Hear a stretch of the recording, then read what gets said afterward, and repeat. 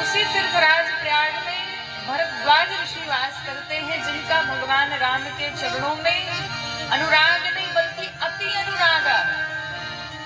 और इतना ही नहीं, कहते हैं कि वो परमार्थ के पथ पर चलने वाले हैं, दया के निधान है, समदम जिसकी इंद्रियां जिसका मन उसके वश में है। एक बार भरद्वाज ऋषि के मन में संशय हो गया। और संशय क्या हुआ कि राम कौन है। प्रश्न क्या था भरद्वाज जी का कि राम जी कौन है।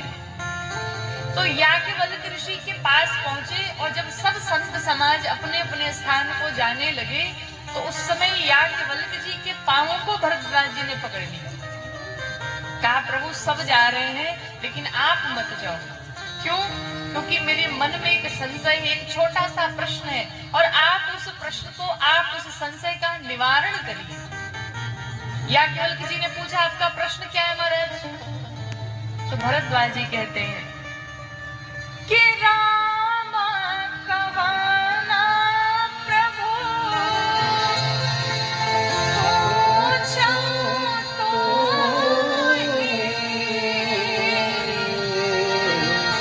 अकहिया बुझाई कृपा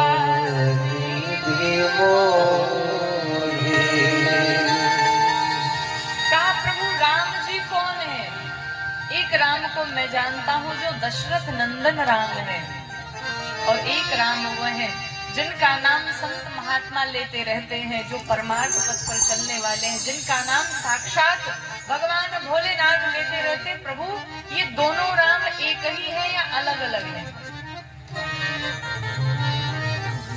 लेकिन आपको बताएं, जब याज्ञवल्क्य जी ने इन प्रश्नों को सुना तो याज्ञवल्क्य जी मुस्कुरा पड़े।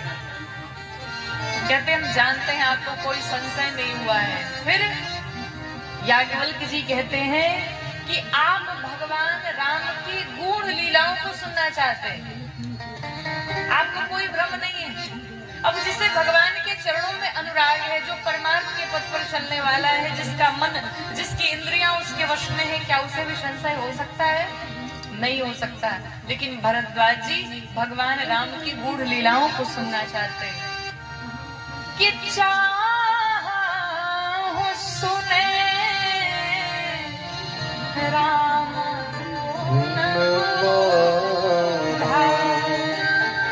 चाहूं सुने राम गुण गूढ़ा। आप भगवान राम की गूढ़ लीलाओं को सुनना चाहते हैं, आपको कोई भ्रम नहीं है। और फिर भरद्वाज ऋषि कहते हैं कि प्रभु हमको ऐसे बुझाइए कि हम बूझ जाएं। हम लोग के भोजपुरी में शब्द आता है ना, बुझाता, कहते हैं ना बतिया बुझाता कि ना, कहते हैं कि नहीं? तो वैसे ही कहते हैं भरद्वाज ऋषि कि हमको ऐसे बुझाइए कि हम बूझ जाएं, हमको ऐसे समझाइए कि हम समझ जाएं। भरद्वाज ऋषि की बात सुनकर के बाबा कहते हैं, याज्ञवल्क्य जी कहते हैं महाराज मैं आपको कथा तो सुनाऊंगा, लेकिन उससे पहले की एक कथा है। कौन सी कथा है? भगवान शिव के विवाह की कथा है। और आइए आपको पहले मैं वो सुनाता हूँ। भगवान याज्ञवल्क्य जी कहते हैं एक बार, कब की बात है कि एक बार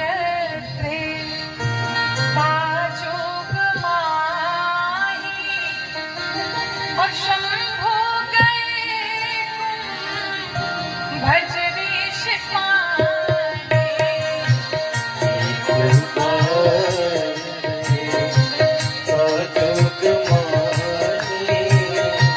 शंभु गए भजरी शिपाने।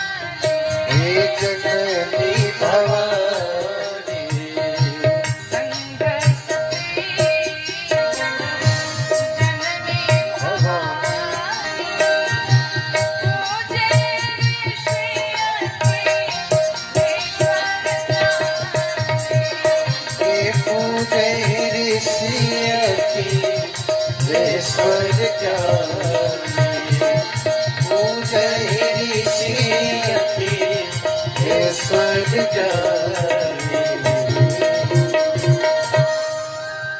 एक बार त्रेता युग की बात है और देखिए कितने बड़भागी हैं, कितने आप सब सौभाग्यशाली हैं कि जिस कथा को श्रवण करने के लिए आज यहाँ पर आप बैठे हुए हैं, इसी कथा को सुनने के लिए साक्षात भगवान भोलेनाथ पहुंचे हैं अगस्त्य ऋषि के आश्रम में।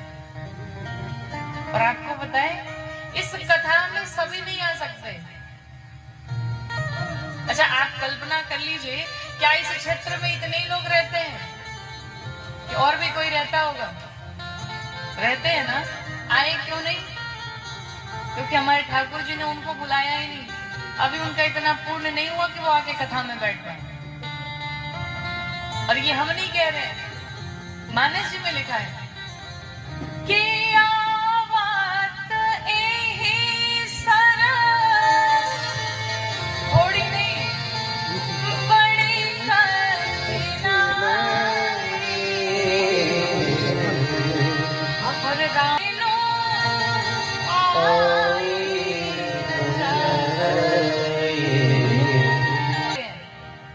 और जो जो आया है कथा सुनने के बाद जाकर के ठाकुर जी को खूब धन्यवाद करिएगा। हे ठाकुर जी, आज आपने बड़ी कृपा की कि आपकी कृपा से आज हमें कथा श्रवण करने का ये अवसर प्राप्त हुआ।